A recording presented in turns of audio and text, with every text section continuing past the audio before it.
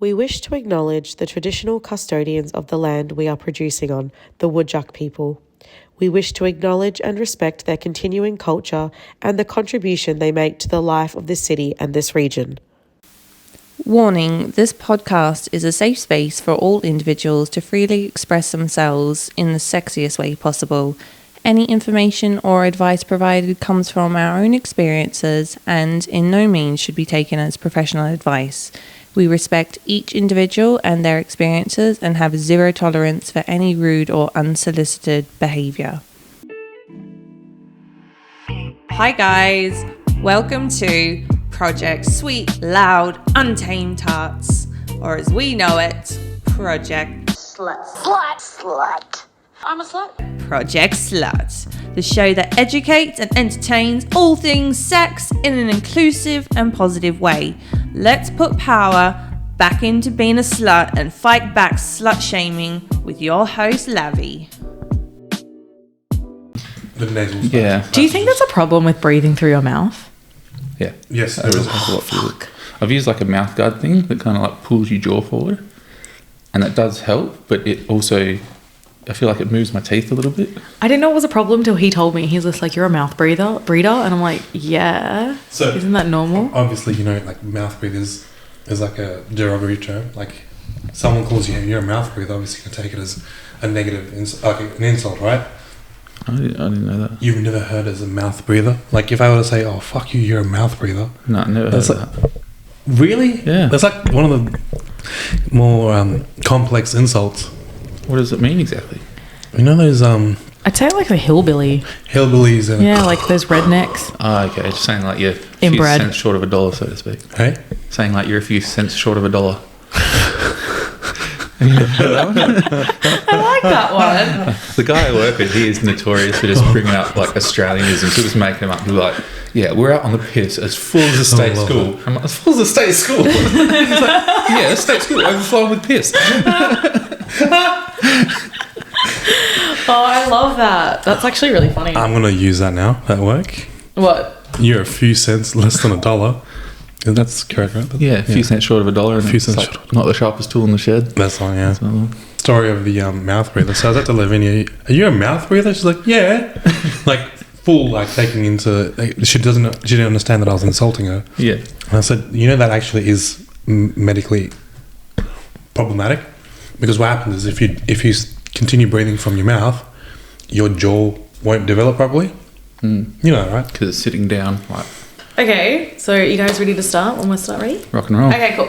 So November is the month we focus on men's mental health with initiatives such as Movember. Men are encouraged to speak about mental health issues, normalizing the topic, and encourage others to speak up and seek help. And today I am not really interviewing, but we're talking with two of my favourite men in my life. We have Paul Boy back again, Howdy. and we are back with Mateo. Good to be back. Hello, listeners. Yes, it's been good. It's been nice to have you guys feature back on our podcast. I know a lot of people really enjoyed the last episode that we did with you. Yeah, the And feedback was great. yeah, a lot of people really liked your opinion, so we thought get you back on. And I mean, everyone enjoys Paul Boy, so Oh. He's my favourite man too. Aw. okay. So you came to me a few weeks ago, and you were talking to me about the different types of medication men can take during sex, and it kind of spiraled from there. And it went from like not just medication you can take for sex, but also how medications can affect sex. And I thought that would be a really good topic to talk about. Like I said, it's Movember, talking about men's mental health and talking about medications. And we have put in the start of this episode, there is a disclaimer that none of us are professional or I'm medical certainly not the advisors. No, we are only speaking from our personal use, our personal experiences. So please do not take anything, take it with a grain of salt. Is that the saying? Entertainment, educational purposes only. Yes. So let's get right into it. You wanted to talk about... What are we pulling out of the hat first? So I wanted to bring up, go back to high school in your human biology class and just talk about what an erection is, how it happens in the body. Okay, so we're going to go back to 16-year-old Lavinia. And you know how erections are also known as boners? Yes. And I'd only touched a couple. They were pretty hard. And I remember telling somebody, if you break your penis bone, like, do you put a cast on it? And I remember him looking at me saying, you know, there's no bones in the penis. And I'm like, then why the fuck is it called a boner? That's correct.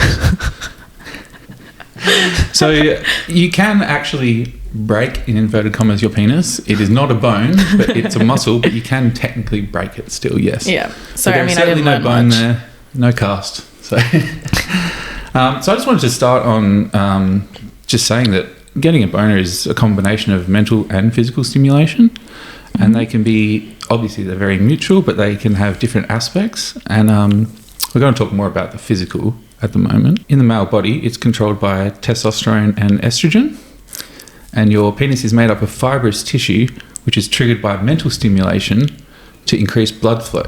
Wow. So the erection is all just blood going into the area. Think of it like a dry sponge.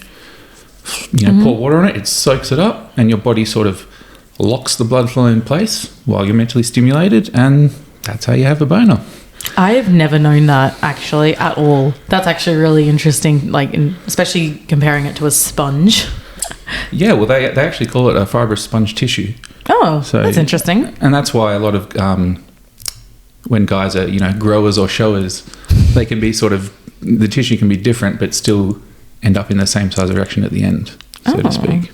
I like that. It's interesting. Yeah, so a lot of men get erectile dysfunction. You've probably seen the embarrassing ads on TV about that. Yeah, actually, you'd think, like, when you see those ads, and I remember looking at them when I was younger, not understanding what that meant and being like, why can't a guy get an erection? Yeah. Well, certainly, like, as a teenage boy, you got more erections than you know what to do with. Well, that's what I mean. I mean, like, I didn't think that guys under the age of 70 would have problems getting an erection. Well, it's actually more common than you may think. I've done a bit of Googling here, and there was a Massachusetts male age study done in 94, which is one of the most prevalent studies that are cited when it comes to erectile dysfunction. 52% of men experience some form of erectile dysfunction in their lifetime, so over half. That's half the men on earth. Yeah, and the older you get, the worse it gets, basically. So in younger people, it goes from about 5 to 15%. As I mentioned earlier, it's controlled a lot by testosterone, and after the age of 40, testosterone starts to decrease quite a lot in men, and it can be a very big problem, and it's very underdiagnosed by doctors. What, erectile dysfunction? No, low testosterone. Oh, yeah. Why is that? A lot of doctors are scared because it is a scheduled drug. It's a steroid, basically. Oh, yeah. So it's like prescribing like dexamphetamines or something like that.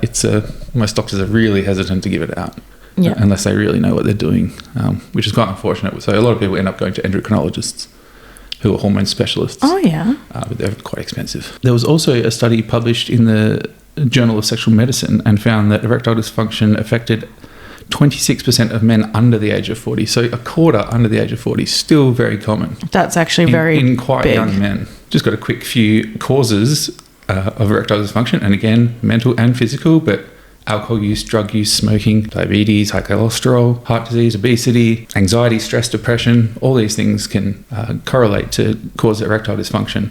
And like I also said earlier, it's mental and physical. So if you are having problems, you need to sort of attack it from both angles. Yeah, it's not just like a physical body thing. You mentally have to be okay and in the right headspace. Absolutely. For your boner to arise. Yeah. And, that's when the sort of performance anxiety can also come into it. I have heard of performance anxiety, and I've just never actually known what it was till recently. Yeah. I remember one distinct time it happened to me very, very early on in my sort of sexual life. My first experience in a sort of a group thing, and I was just like, froze up. Oh, so you were in a group setting? Yeah. And it's the first and pretty much only time it's ever happened to me, but it's quite nerve-wracking, and I can understand why guys would get really self-conscious about it, especially when the pressure's on, so to speak. Yeah, I mean, I know a lot of guys would not be able to maintain an erection if there was other guys around them. Yeah, I think that's a big thing, and that's the mental side of it. And being Men's Mental Health Month, I would also like to talk about antidepressants.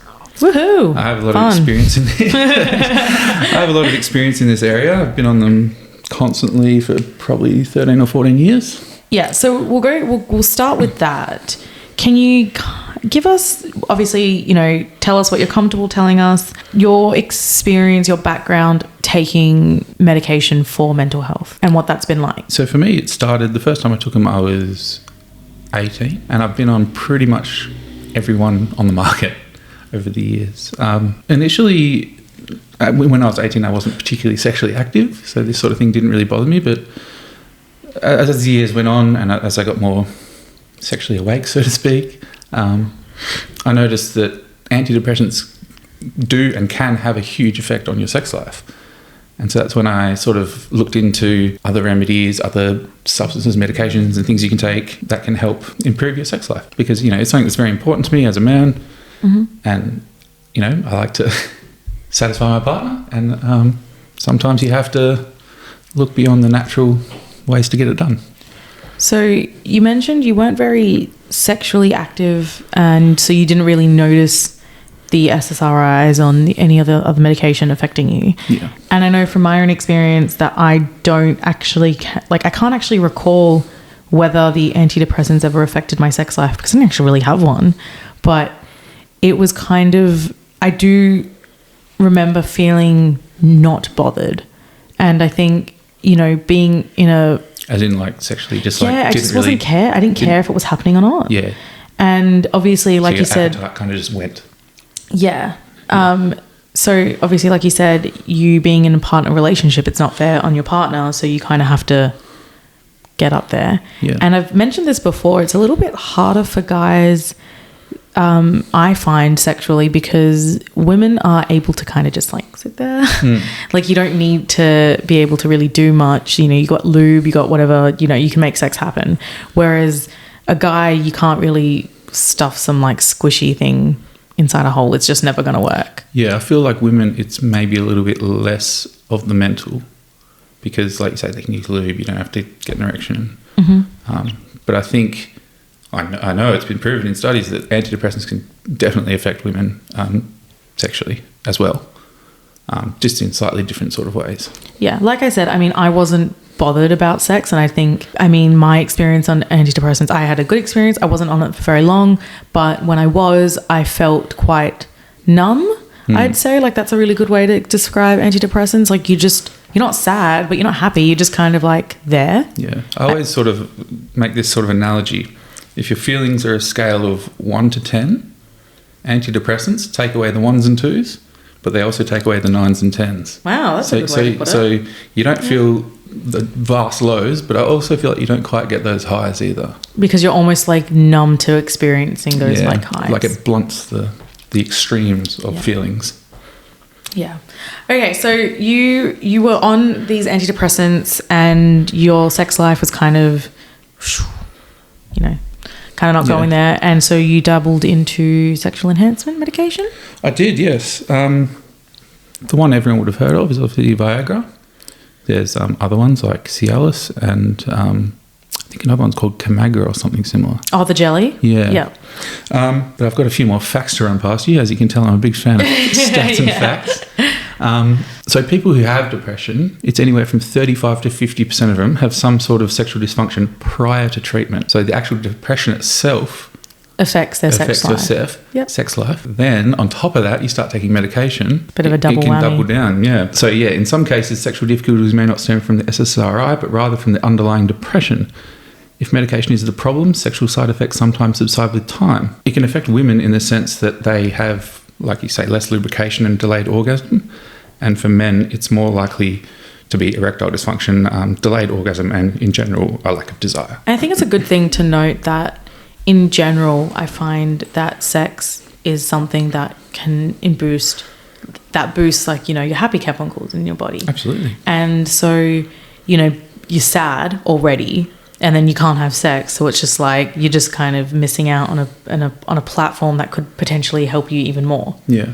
And that kind of sucks, because sex is great. It gives you endorphins, oxytocin, all of that sort of nice, happy, lovey-dovey chemicals. And depression just doesn't let you do that. And even drain it can have on your relationship with your partner. If she really wants it and you don't, you start to feel crap about that you don't want it to give it to her, and it can really snowball. Yeah, that definitely is one of those things. And especially, I think there is a stigma about men being the ones that always want it. True. And women not being the one, like being more submissive in the relationships. And I know for a fact that I'm like hardcore, like, no, give me sex like 24/7. Yeah. So if my partner was, you know, if someone like you who could not provide, I would know that would be a strain, because I'm like, well, can't you just hurry up and get it up for me? Like, come on, you're meant to be a dude. You're meant to be able to do this. And that's part of the whole like mental health and men not being able to come forward, because men are meant to be these masculine dominant figures in our society.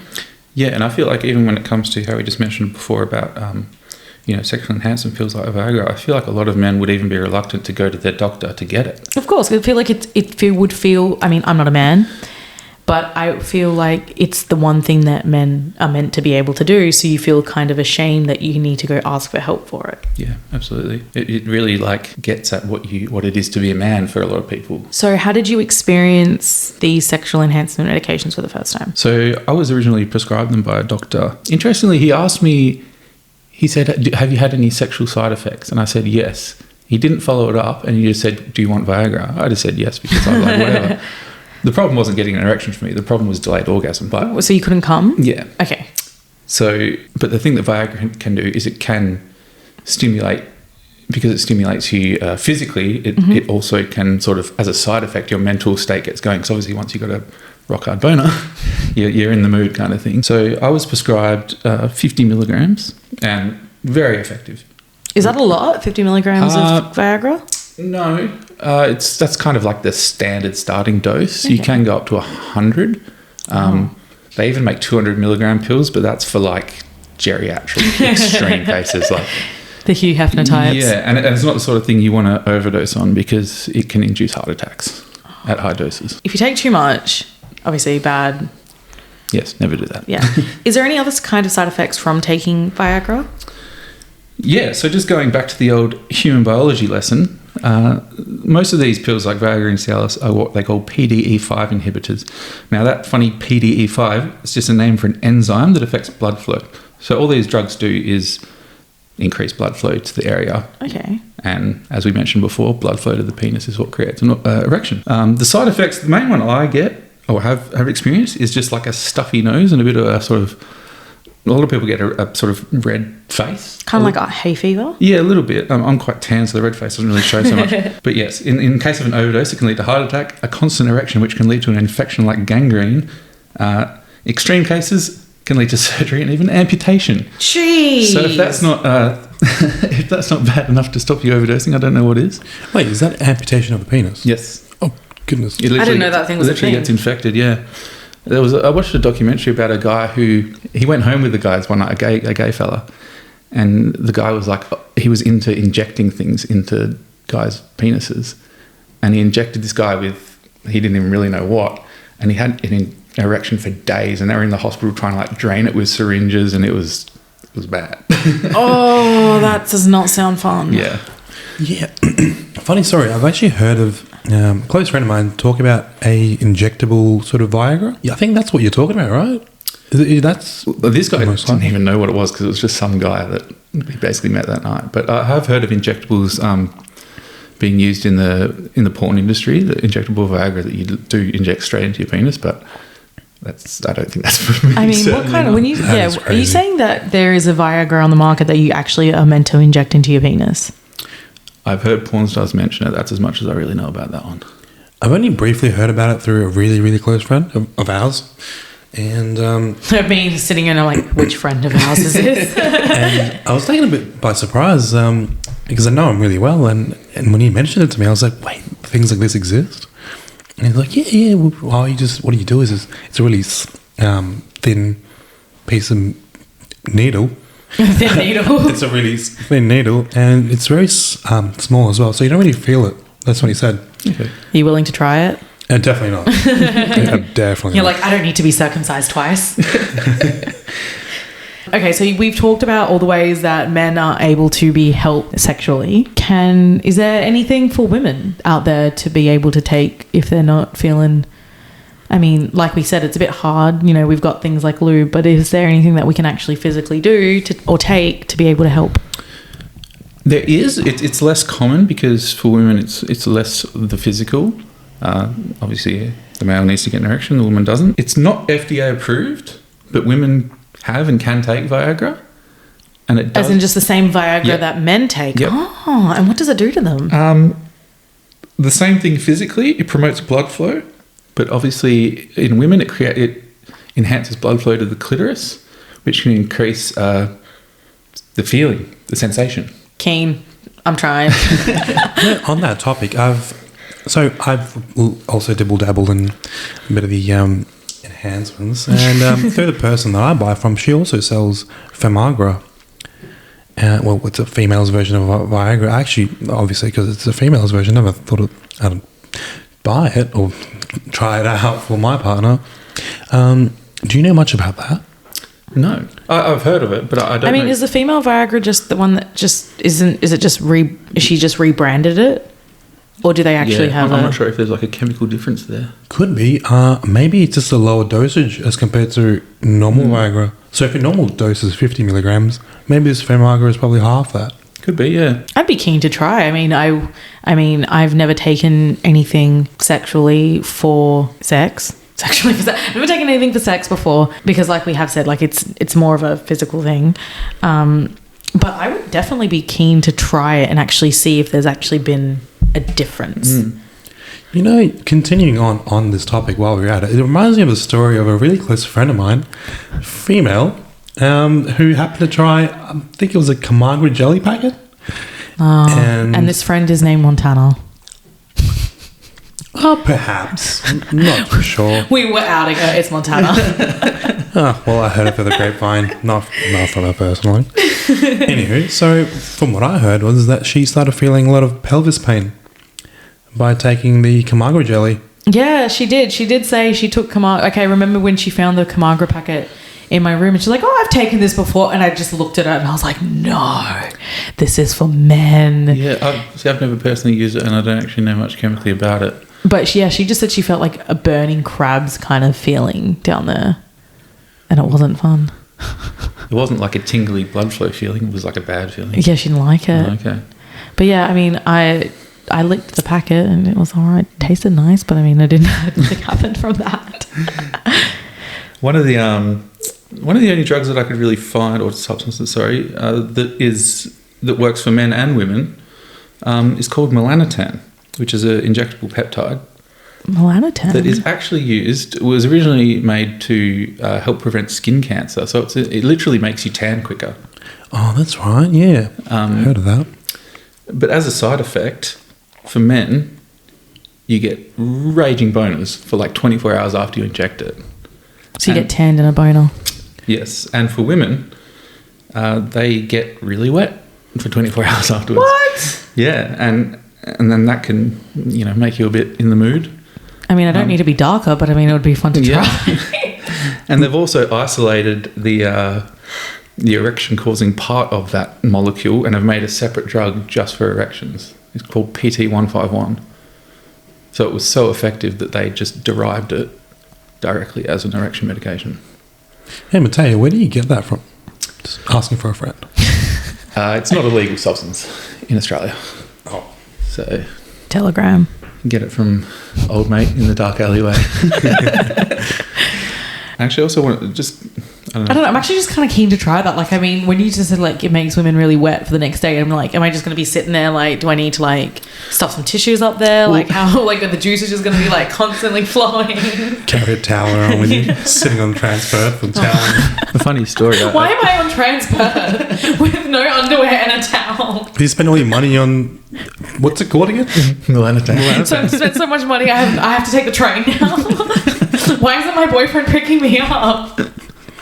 Obviously couldn't keep up with the wetness. Yeah, you ruined his leather seats. Oh, I ruined his car mats the other week. Threw up in it. Oh, I thought that was going to go somewhere else then. Oh, we're hilarious, aren't we? Talking about mental health, bad boners, I love it. One thing I wanted to mention, this is going back a bit, but going back to the antidepressants, I was... Many, many years ago, I was put on this drug called Cymbalta. And they give you the big fact sheet that's 5 pages long that lists everything under the sun that could possibly happen to you on the medication. Big disclaimers. Yeah. I was reading through and there's the standard, nausea, high blood pressure, low blood pressure, blah, blah, blah. Do you know which one I really liked about all these antidepressants? Is this like an effect? Is this like suicide and suicidal thoughts? And I'm like, wow, that's great. But the thing with that is, a lot of people, the reason for that, and I asked a doctor about this, is because people are really depressed and suicidal and like can't even get out of bed type thing. They go on antidepressants and it gives them just enough energy where they... Oh, fuck. Yeah. Wow. Did not know that. Yeah. So that's quite sad. Oof. Okay. Now I kind of feel bad that laughing at why is this like a side effect? It does seem like a stupid side effect for an antidepressant, like when you read it first. But, so I was reading through the side effects of this medication and I was like, hang on, what? Spontaneous orgasms? That was a listed side effect. And I was like, I need to get onto this. Amongst the other 100 side effects, that's the one that came. When someone says a spontaneous orgasm, all I'm thinking is this, like, you're just walking in Coles. Like in a board and then meeting. all of a sudden you're just like, Literally. just came. That's literally how it is. So I was like, I got to look into this. I Googled it. And apparently it's a bit of a phenomenon, or quite rare, that when particularly it's set off when you yawn. And at the peak of the yawn, it's so bizarre. And so, unfortunately, this was not a side effect I got. Oh, damn but I was it. speaking to a female friend of mine who was on the same medication, and when I mentioned this to her, she goes, "That's so strange. Whenever I yawn, I get." She didn't orgasm. She's like, "I get kind of tingles." So it wasn't like a full orgasm, but she definitely got a feeling. I can understand that. I understand that. That's so crazy. What a bizarre side effect. What was the name of this medication again? Cymbalta. Asking for a friend. Cymbalta. It's one of the newer sort of antidepressants on the market. It's actually very effective. His friend wants a list of these medications you've been talking about today. Okay, so moving on. You also, I know, wanted to dabble into how sex can be affected by other medications, particularly medications of steroidal. Is that the word? Steroidal. Yeah. Steroidal use. So firstly, kind of give me your definition of what a steroid is and why people would take it. So steroid covers a wide range of hormones. The ones I'm going to be talking about today are anabolic steroids, which is the primary male hormone, testosterone.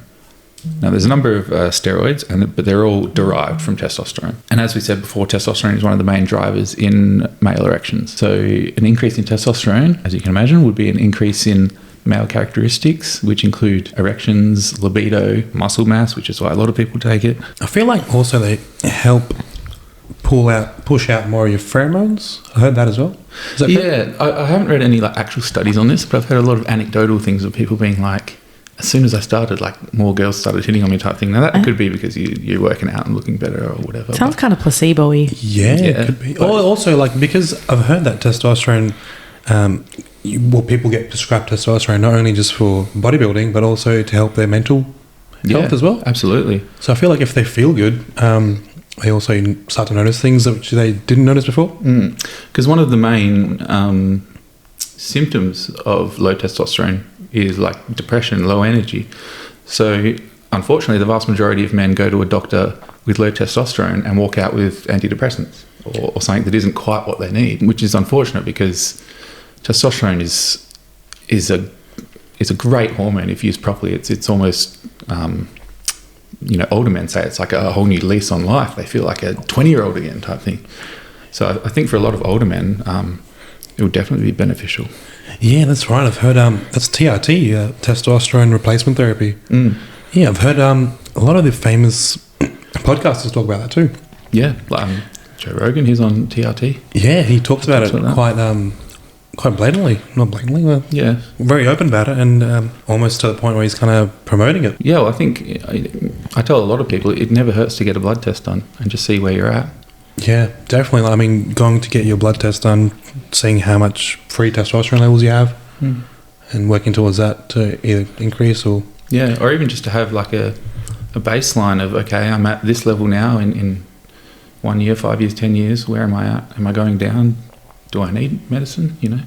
I had a friend a young guy, early 20s, who was a high-level athlete who I suggested, you should get these tests done just to see where you're at. Because a lot of athletes actually have a bit low testosterone because they're smashing their bodies so much. Unfortunately, a couple of years later, he had to get a testicle removed from cancer. And it was really fortunate that he had his levels done beforehand. So he could say, oh, okay, now that I've had this testicle removed, do I need to top up my testosterone with some artificial medication or not? Luckily he didn't, but it was just good to have that number there. Yeah, that's amazing. That's honestly, I wish I could probably go and I should probably do it as well, but I'm just really scared of needles, and just the whole point of the whole idea of intravenous injection just to draw blood. Anyways, that's another point aside. Is it the side of blood or is it the needle? Both. Oh, really? You can't even talk about it with him. Oh, you're a fainter? Oh, yeah. Oh, really? I mean, I've only been to the hospital twice. The first time was when I was born.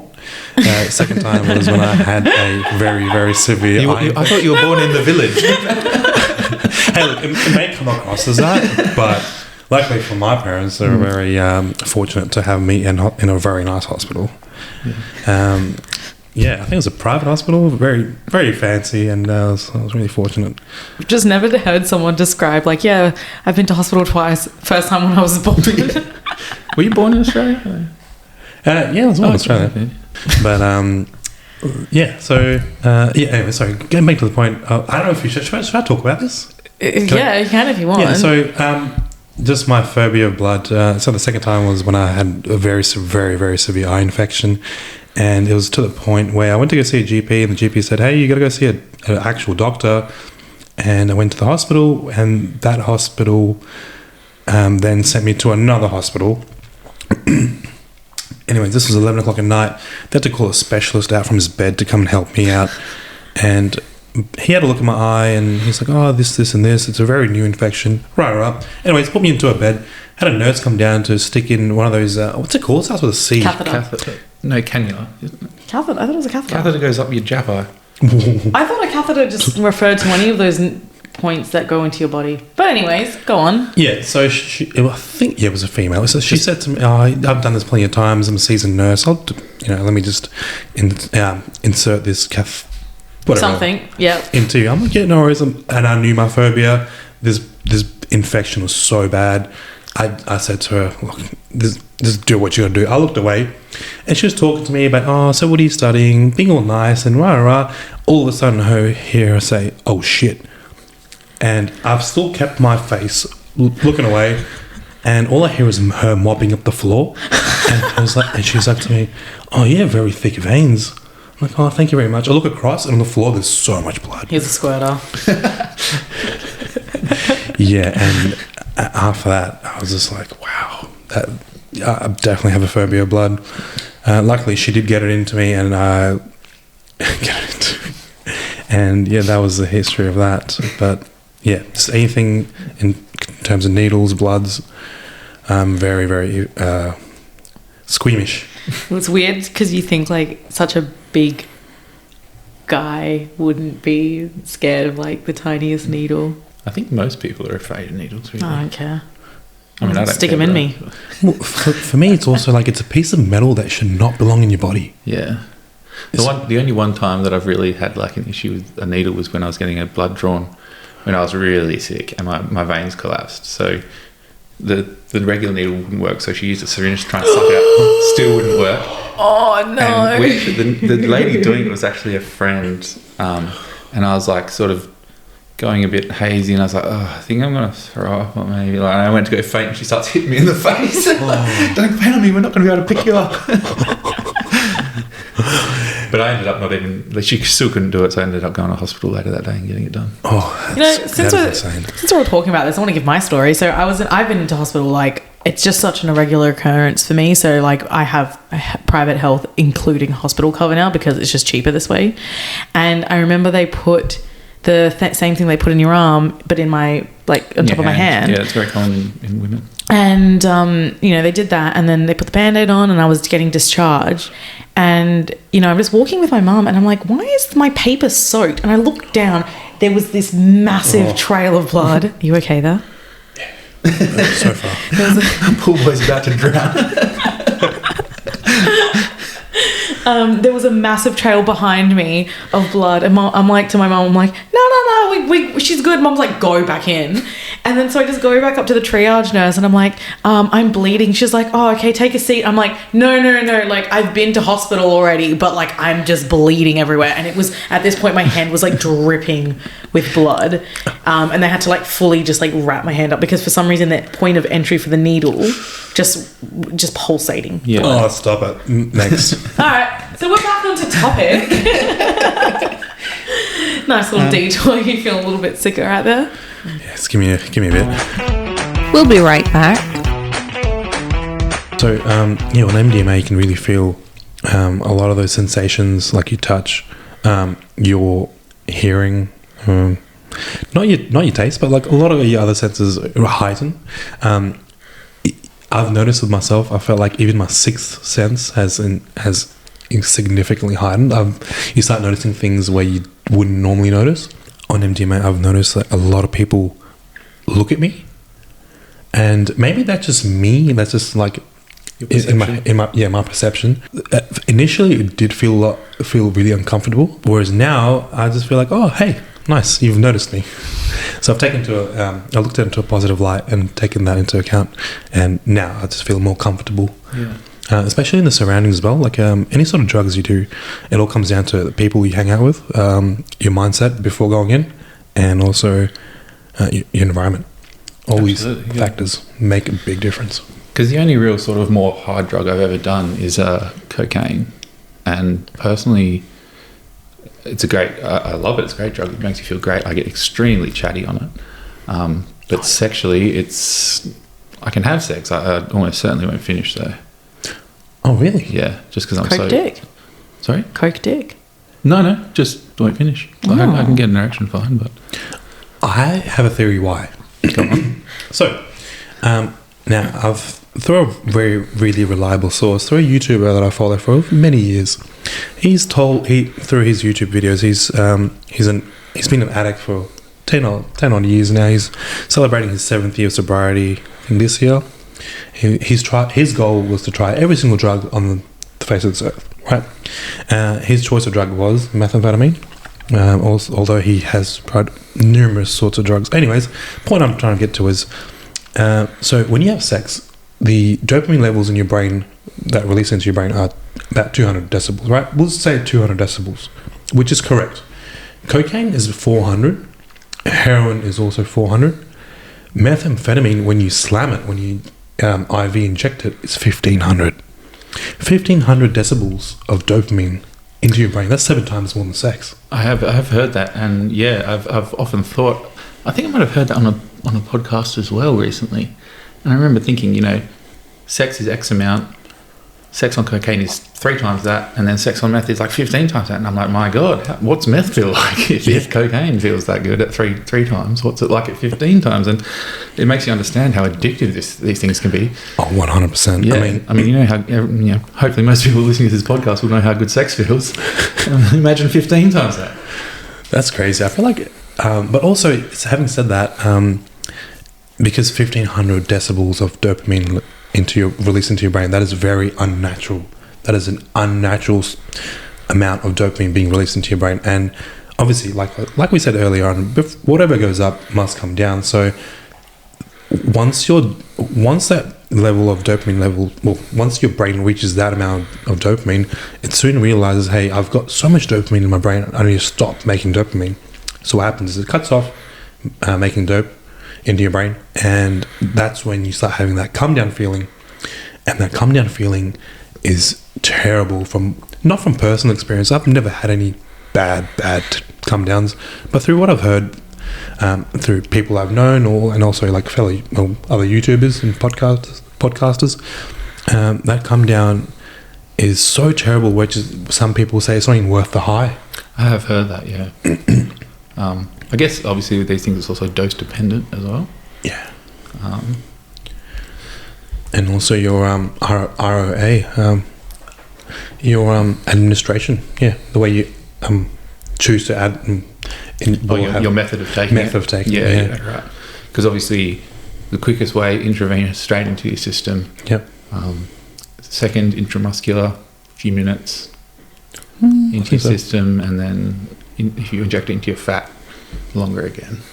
Yeah, so That's why a lot of people. And there's an interesting stat for you.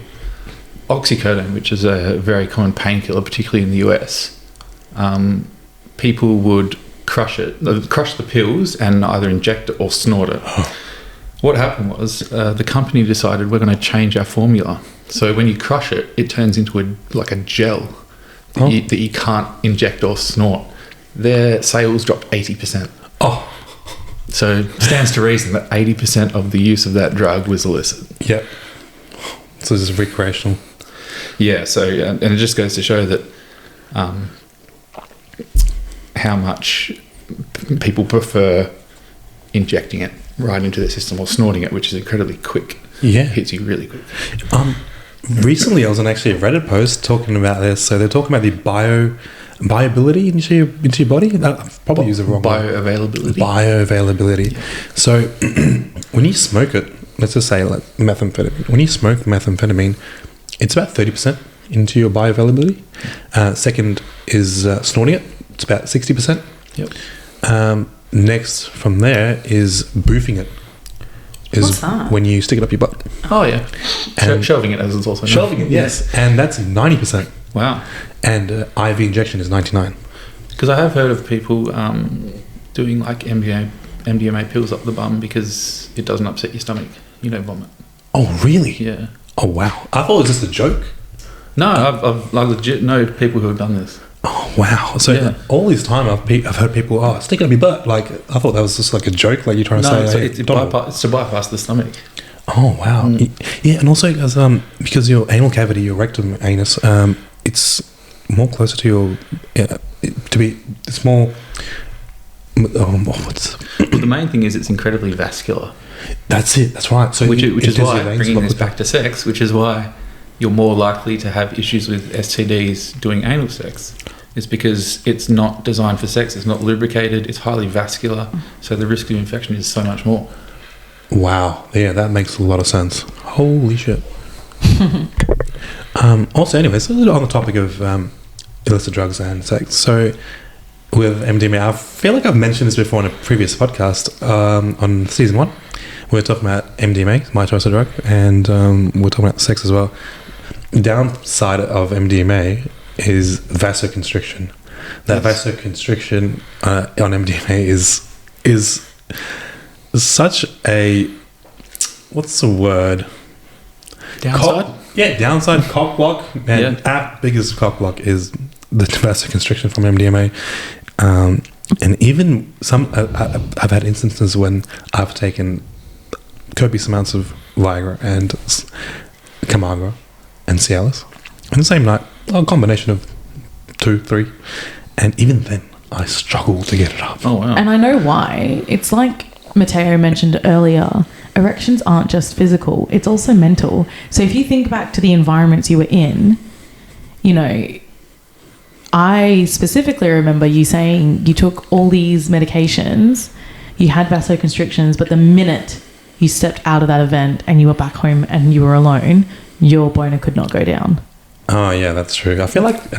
So you are constricted by the MDMA, but there's also this mentality where you're struggling to maintain an erection because you're in a public space. Okay, so partially correct. Yes, I'll give you a point for that. But also, I feel like once You're giving me a point. This is my podcast. Okay, 10%. This motherfucker. The boys are taking over. It's Project ManWhore. That's it. So, look, you're definitely right on that aspect. But also, I feel like once I get home or leave that environment, my role has significantly dropped. So I feel like that's when my blood vessels have sort of widened up and they're a bit more relaxed. I feel a bit more chill, and that's when I can get it up.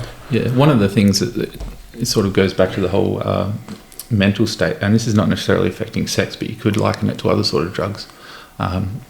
When I've taken before I took LSD, I spoke to some people who were experienced with it, and they all came back to me and said they sort of had this little saying: safe places, familiar faces. So I love that. Especially for your first time taking a hallucinogen or any sort of drug, really. You want to be in a space you know with people you know. The last thing you want to be is in a nightclub with strangers freaking the F out. Yeah. So I just think that's an important little safety tip for people out there. Good advice. Oh, wow. Love it. On the topic of testosterone, Matteo, I can see you across from the table. You seem like a very muscular guy. Have you ever dibble-dabbled into any of the testosterone or anabolic steroids that you've discussed today? I have, yes. Once again, I was actually prescribed testosterone by a doctor initially. Oh, nice. Because my testosterone levels were low, and as I also mentioned, I had some mental health problems with depression and stuff. They were long existing beforehand, but I did notice that when I started taking testosterone, my confidence increased, my energy increased, my depression it didn't cure it by any means, but it certainly helped. And that's in combination with going to the gym and eating a relatively healthy sort of diet and lifestyle. They can all sort of contribute to being healthy, and that also leads to a better sex life. I also found as I sort of got more into the competitive side of fitness and taking bigger doses and stronger drugs, that dose dependent, it definitely, the more you take, the hornier you get, basically. Oh. And when you start to take stronger steroids, particularly things like trenbolone. Oh, yeah. A lot of guys call that one the relationship ender. Oh, really? Because you get so horny on it. Oh. I've heard it's like the god of steroids, apparently. It's the strongest. It's the Bacardi 151 of the steroid world, so to speak. The absinthe, the big daddy. Apparently, that's never been tested on humans before. It's meant to be like a horse or a cow. Cow and has. So initially, it was produced for humans. It was called parabolan. Then. But it was only tested very briefly. The side effects it was too strong, basically, for hormone replacement uses. It didn't really have a place there. But bodybuilders, they want the strongest. They want the best. So nowadays, it is used for cattle. Yes, that's right. It's pellets that they actually inject into the cattle. And there's a process that you have to go to refine that drug to sort of get the bit out that you want. That's the trenbolone. But yes, so it is a veterinary drug. It hasn't been particularly well studied officially, but anecdotally it's been used for 50 years by bodybuilders. Oh, right. So it's a very, very well-researched and well-known drug. What else have you dibble-dabble in? So obviously you got the testosterone and trenbolone. Anything else in particular? Like steroid-wise? Yeah. Look, to be honest with you, I've basically taken every steroid under the sun. At one time or another. Sexually, I would say they're all more or less on the same level, apart from trenbolone, which I mentioned. But in other aspects like muscle building and fat loss, they all work very differently. Oh, right. I was talking to a friend of mine a few weeks ago. He's also into the bodybuilding industry. It was just before his competition. He was talking to me about how his penis size increased. You reckon? Yeah, so that's a true thing. The main reason for that is obviously your penis is a muscle. Steroids do increase muscle mass. They also increase your blood volume. So if we're going back to how an erection is actually formed, blood flow, more blood, bigger boner. So that is actually true. A lot of people, for some reason, they say, bodybuilders always have small dicks. It's like, no, they're actually more likely to have a bigger dick. It makes your balls shrink because they're no longer producing testosterone, but it doesn't make your dick shrink. I think like from my experience, and, the first time I've seen bodybuilders was at the competition we went to recently. I think that their dicks aren't smaller. I just think that they're so much bigger proportionately that they look like they're small. But I did hear that about the shriveling balls with taking steroids and stuff like that. Yeah, that's true. Yeah, so personally, it happened. I probably lost maybe 50% of the size. I've spoken to guys who reckon they go to the size of like raisins, like shrivel right. They're just completely gone. Yeah. Wow. Yeah, I've heard of peanuts, like the peanuts size. And just the thought of that, it blows my mind. I can't even imagine that. Yeah. Who needs them anyway? What was that? Who needs them anyway? Just less likely to get hurt. Sorry? If they're smaller, they're less likely to get hurt, You can't be sack tapped if there's no sack. So to pretend every time you get sack tapped that it hurts.